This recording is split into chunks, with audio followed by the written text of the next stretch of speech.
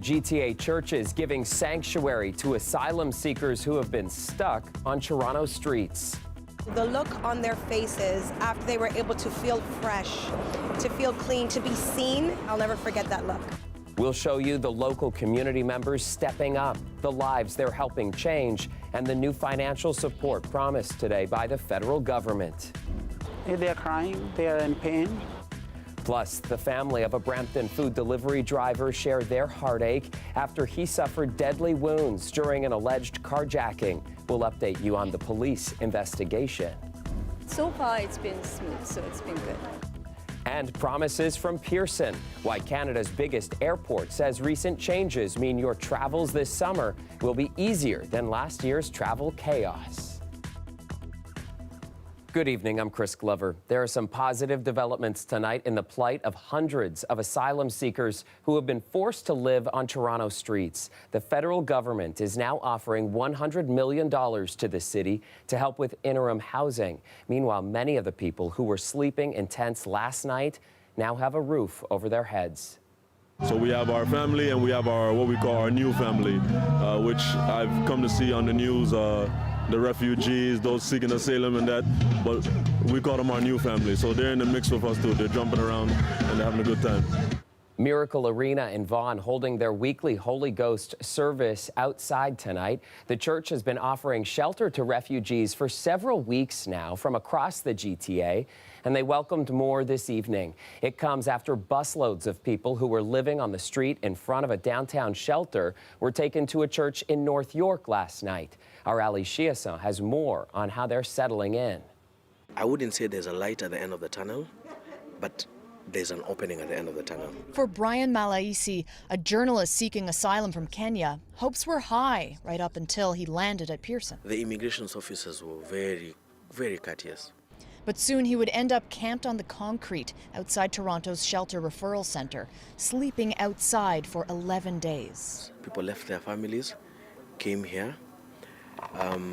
Some of them go on video calls with their children back at home, and they're on the streets. You know, you can't tell your children that you're on the streets. The Canadian dream was feeling further and further away until... But I wasn't happy seeing this happening. Samuel Kazitu works with the Black-led organizations that have gotten together with faith groups to open church doors to over 200 asylum seekers. About 80 people are living at Dominion Church. Tired of the government's just talking about what to do. Getting the ball rolling, and we know we shall get these things done. And I couldn't sleep that night, and I could not be at rest in my warm bed, knowing that there are my brothers and sisters sleeping on a street. A second church in North York is providing shelter, showers, and meals. I'm telling you, the look on their faces after they were able to feel fresh, to feel clean, to be seen, to be cared for and to be loved, I'll never forget that look. With a roof over their head, asylum seekers can finally embark on their pathway to status and citizenship, meeting with immigration lawyers. There's a structure, you know, and there are timelines.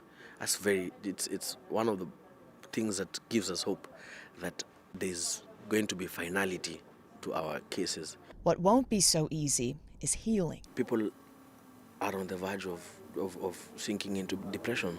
I am told that a few people have chosen to return downtown. Whether they'll stay at 129 Peter Street, we're not sure, but it seems that there is greater access to some of the essential services in the core area that these asylum seekers would need. Now, it just goes to show that there is no one-size-fits-all solution to this issue. Ali Chiasson, CBC News, Toronto. And a live look tonight at City Hall. It'll certainly be a busy place tomorrow. Mayor Olivia Chow set to hold a news conference to talk about Toronto's refugee shelter and housing crisis at 9 a.m. Later, when City Council meets, Chow says her first order of business will be introducing a motion on the crisis. In a statement tonight, Chow says she's been speaking with the Prime Minister, Premier, other mayors, and city staff to ensure action can be taken quickly to address the crisis. That late-day statement from Chow follows a day of meetings between all three levels of government. The federal government today announcing more money to support those refugee claimants, but it's a temporary fix, while refugee agencies and mayors have been calling for a permanent one. Lorenda Redekop has that part of the story tonight. For weeks, people looking for asylum camped outside the city's shelter intake center. Weeks of people calling for more government support. Today, the federal government announced it was putting up a total of $212 million for housing, $97 million of that for the city of Toronto. The federal government is going to make good on its desire to be supportive, to ensure that people who come to Canada and search of a better life for themselves are able to find shelter when they need it. For people who work with refugee claimants, it's a good step, though they've been pointing out the issue for weeks and writing to the government.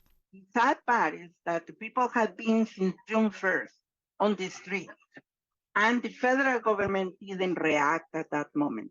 Today, it did react, with the funding extended until next March. Toronto's mayor had asked for more money, $157 million, in a statement saying this may provide a short-term stopgap, but will not meet the needs of people arriving in Toronto and across the region. Chow says all levels of government are meeting. The premier wants it to be easier for refugee claimants to find work. Shelter's number one, working permits are number two.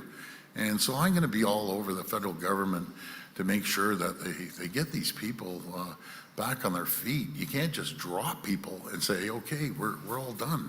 It doesn't work that way. We need to work collaboratively all together. While the area outside Peter Street is cleared now, people continue to arrive in the city looking for help. Those who work with refugees want a reception center for asylum seekers to organize supports and housing. Loli Rico says a woman arrived at her office just last night, coming from the airport from Cameroon. She was making a claim, and she was not on the street because I didn't let her go to the street. She slept in our office. Just one of the people who continue to arrive here. Lorenda Redicop, CBC News, Toronto. Taking you to Brampton now, where the family and friends of a food delivery driver are sharing shock and disbelief tonight. Their 24-year-old loved one died following an alleged carjacking earlier this month in Mississauga. Gurvinder Nath's family says they sent him to Canada for a better life and are horrified he wound up dead following that violent incident, just doing his job. Anam Khan is following this story for us tonight. And Anam, you spoke with his friends and his family. What are they saying about their loved one? Nath didn't have any immediate family here in Canada, but we spoke to the 24-year-old's older brother, Kamal Nath, in India's Punjab province today. He says his family took out a loan to send him to Toronto 2 years ago. And his brother described Nath as a good kid who never got into trouble and worked part-time while going to school. And his brother said the family even bought Nath a smartphone just so they could talk to him. And in a statement, Kamal said, "We're three brothers, and he was the youngest. We had sent him with hopes that he would create a better life for himself and the family. Had we known if something like this would happen, we would have not sent him away this far." So I also spoke to family friend Jaswinder Milu this afternoon, and he said Nath was just like a son to him, and he was checking on him daily in the hospital. And he's the one who gave the devastating news to Nath's family back in India. They are crying, they are in pain, especially because it happened so far and they couldn't reach to help him and see him quickly. At this time, we are trying to bring his body back home. Milu said he's expecting to send the body back home before the end of the week. And Anam, I know that the family says that they're demanding accountability in Nath's death. What is the latest from the police in their investigation? Police say it's still early in their investigation, but officers say the 24-year-old was confronted by unknown people while working as a food delivery driver at an address near Britannia and Credit View in Mississauga on July 9th. Now, after a physical altercation, they took off in Nath's vehicle, and he died 5 days later in hospital. And over a week after the initial attack, police say they still haven't made any arrests. The investigation has been transferred to our Homicide and Missing Persons Bureau. They're taking over the investigation. At this time, it's very early for them in their investigation. We can't comment on the suspects or how many suspects were involved. We do know there was at least one suspect, but we're thinking there could be more than one. The officer told me she didn't know what charges could be coming, but she said the homicide unit's involvement could be an indication of the charges down the line. And meanwhile, Nat's family and friends say there will be a vigil for him at the Paramount Center at 7 p.m. on Saturday to honor his life. Annam, thank you. Annam Khan reporting live here in the newsroom with me.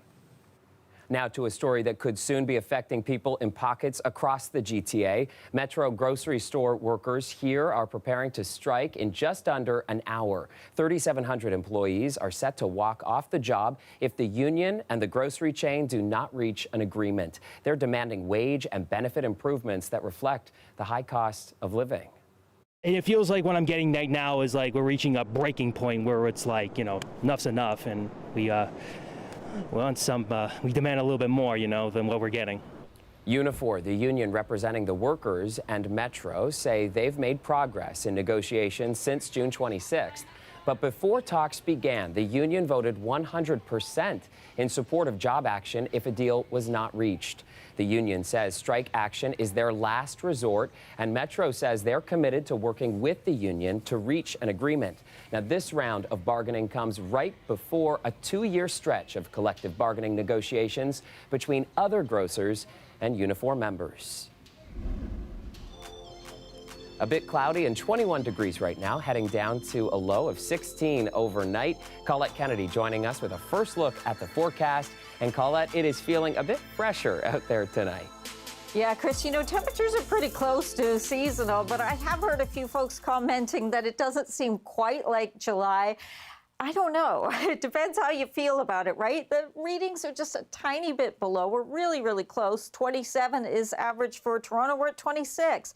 A little bit of humidity. Maybe it's that we expect it to be, those humidex values to be back into the 30s. So perhaps just enjoying when they're just kind of at 29 or so and not really oppressive for now. We have these kinds of conditions. It's going to last for a few more days, and then into next week, we may see that heat really being turned on, that switch again.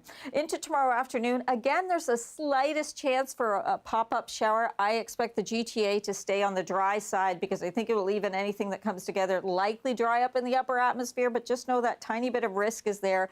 Otherwise, we have a lot of sunshine coming our way and a nice day on Wednesday. 16 the low tonight, 26 tomorrow, with, again, just a little bit of humidity. Now, Thursday, there's more organized rain showers coming our way. I'll have more on that coming up, Chris. All right, and we'll get the umbrellas ready in the meantime. Thanks, Colette. Next to a new warning from Toronto Public Health after a batch of mosquitoes tested positive for West Nile virus in southwest Scarborough. These are the first mosquitoes in the city to test positive for the virus this year. Public Health annually traps and tests the bugs from mid-June to mid-September. Officials could not say how many mosquitoes were infected, but say the risk is low and people are not likely to be infected with the virus. Still, in order to protect yourself, you can follow a few steps, including using bug spray, wearing light-colored clothing, and using tight-fitting screens on windows and doors.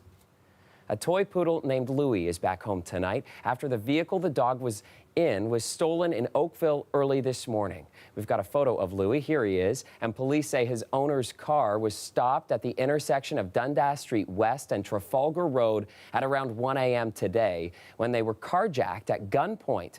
Louie was still inside at the time, but luckily this afternoon he was located in good health and reunited with his owner. And the stolen car was recovered in Toronto. Police say no arrests have been made.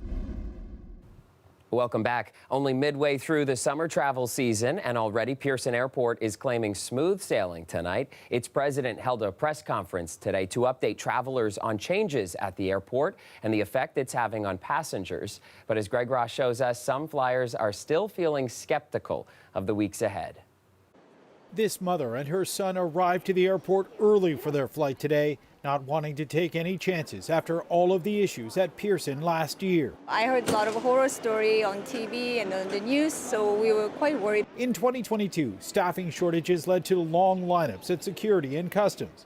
Arriving flights often sat on the tarmac for hours, and baggage claim was regularly backed up, creating chaos.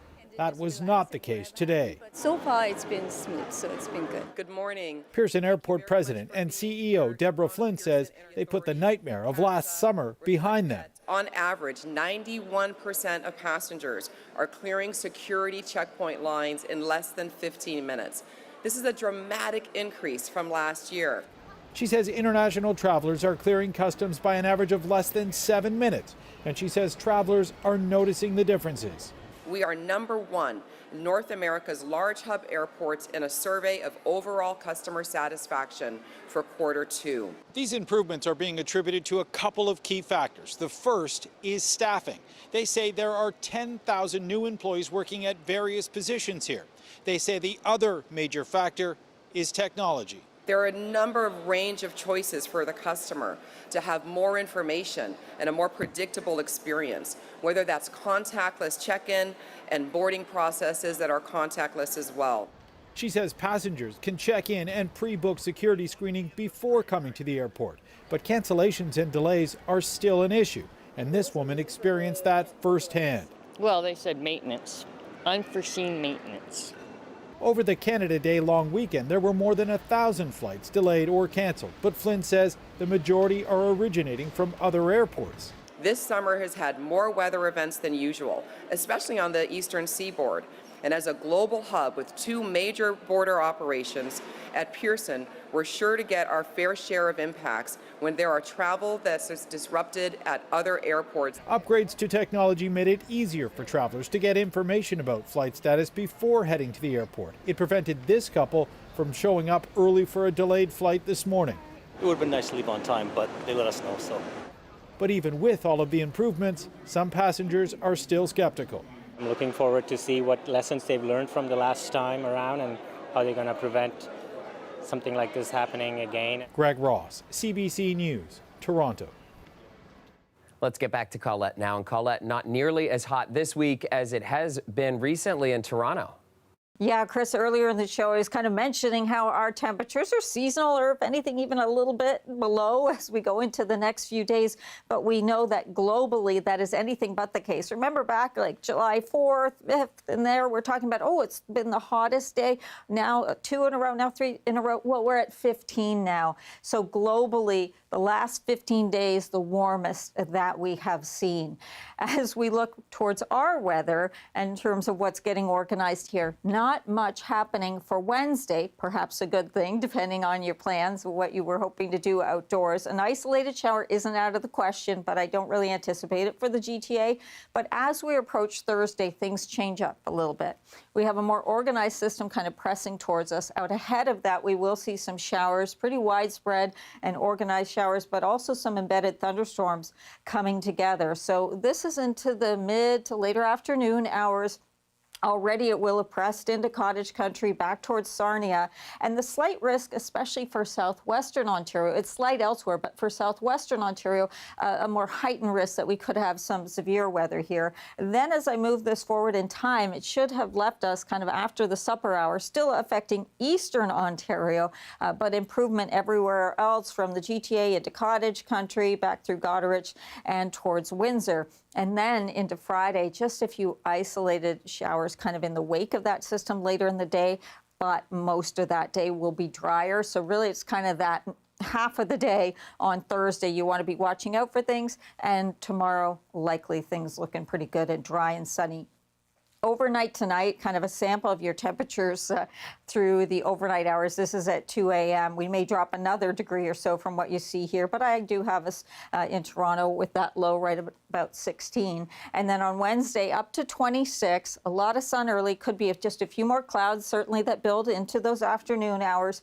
Thursday, with that organized rain coming through, the temperature a little bit cooler here. So I have our high at 24. Same thing into Friday, and then we should rebound really nicely. It's still a few days out there, Chris, but it does seem like our weekend is shaping up to be a very good one. I hope it sticks. Finally, tonight we want to take you to a new coffee shop that opened in Midtown last week. It's providing employment opportunities to people with intellectual and developmental disabilities. Talia Ricci spoke with the employees about what the job means to them. Well, we all believe that individuals with intellectual disabilities often get forgotten in the workplace, and there's not a place for them necessarily. They're often put to do jobs that are very mundane, but we're trying to give them meaningful work in a front-facing environment. My name is Serena Curtis. I'm one of the 2 general managers here at Lil E Coffee Cafe in Toronto. We hire solely individuals with intellectual and developmental disabilities.